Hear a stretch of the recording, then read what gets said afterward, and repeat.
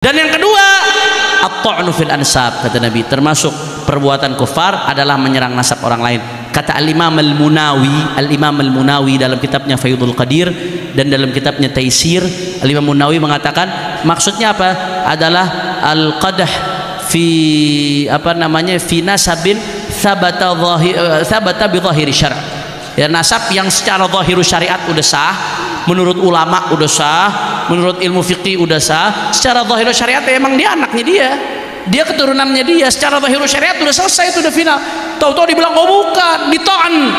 Itu kata Nabi, ithnani bin nasi huma bihim kufrun, termasuk amalnya kufar.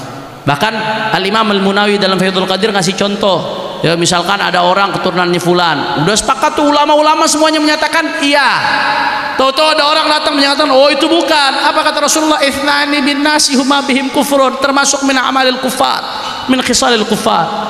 Nah, makanya belakangan ini lagi rame ada satu orang, ya saya sebutlah nasabnya Ba'alawi, sada ala para habaib. Ya, ada orang yang rame gembar-gembor. Ya, saya bicara ini bukan untuk bela diri lah. Buat apa saudara? Kita para sada ala Ba'alawi nggak butuh pengakuan dari dia. Karena pengakuan itu datangnya udah dari para ulama-ulama besar semenjak ratusan tahun yang lalu, udah selesai saudara. Tapi kita kesian kalau sampai ini dilempar ke orang awam yang nggak ngerti ikut-ikutan, akhirnya jatuh dalam dosa at-ta'nu fil ansab. Na'udzubillah min dalik saudara. Itu nasab secara zahiru syariah dari dulu udah diakui oleh para ulama. Al-Imamul Janadi udah ngakui, Husain bin Abdurrahman Al-Ahdal ngakui, Al-Yafi'i ngakui saudara. Kemudian Al-Imam Al-Khazraji dalam kitabnya Liqtul Fakhir ngakui, Al-Imam Ibnu Hajar Al-Haytami mengakui, Al-Khatib Abdurrahman Al-Khatib ngakui saudara. Kemudian juga Al-Imam As-Sakhawi, ulama-ulama besar, Murtada Az-Zabidi, Al-Imam Syarqawi, Al-Imam Bakri Syata' pengarang I'anatul Talibin, Murtada Az-Zabidi pengarang syarah daripada Ihya Ulumuddin, juga Asy-Syarji Az-Zabidi pengarang Tajrid Sharih Mukhtasar Sahih Bukhari. Saya ngumpulkan Pak Bu, itu pengakuan tentang nasab Ba'alawi atau pengakuan terhadap status mereka sebagai sadah, sebagai asyraf, sebagai husaini. Itu saya ngumpulkan nggak kurang dari 100 referensi dari luar Ba'alawi. Itu ulama-ulama besar dari dulu saudara, nggak ada masalah.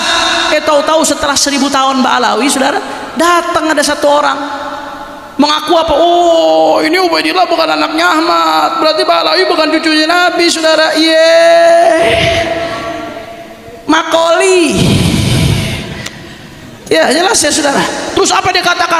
Walaupun seluruh dunia mengatakan Ba'alawi adalah cucu Nabi, saya tidak akan mengatakan demikian saudara. Wah, siapa yang butuh pengakuan lo? Jelas atau tidak? Faham? Saya tantang siapapun yang ingin melawan saya, debat 3 hari 3 malam, saya ladenin tantangannya. Saya datang ke Banten saudara saat itu. Begitu saya datang ke Banten, orangnya kabur, unyil. Jelas atau tidak? Hati-hati saudara, hati-hati, jangan main-main. Ini urusan ta'an fin nasab. Rasulullah ancam urusan ta'an fin nasab. Saya nggak peduli saudara. Bagi saya tadi, nasab tanpa ilmu dan amal mulia hanya akan memperberat hisab di hadapan Allah Subhanahu wa taala. Bukan untuk bela diri lah, hasya wa kalla. Pengakuan datang daripada ulama, yang nggak ngakuin cuma iman. Menurut standarnya ulama sah, menurut standar ilmu nasab sah. Bahkan menurut Nabhani, gurunya Ki Hasyim Asy'ari, itu mengatakan as-sahhu ahlul baiti nasaban. Ahlul bait yang paling nasabnya paling sah. Itu menurut ulama. Menurut standarnya ulama sah. Menurut standar syariat sah, menurut standar nasab sah. Yang nggak sah menurut standar iman sabodo teing, nggak ada urusan saudara. Tapi yang saya pikirkan, jangan sampai umat ikut-ikutan jatuh dalam dosa ta'an fin nasab. Orang awam nggak ngerti ikut-ikutan dosa ta'an fin nasab saudara. Na'udzubillah min dalik. Dan juga yang kita perlu khawatirkan apa? Ini ada agenda adu domba saudara. Ada agenda adu domba. Ini judi makin merajalela di mana-mana. Minuman keras merajalela di mana-mana, narkoba merajalela, korupsi banyak saudara, rakyat banyak makin susah, pengangguran makin banyak saudara.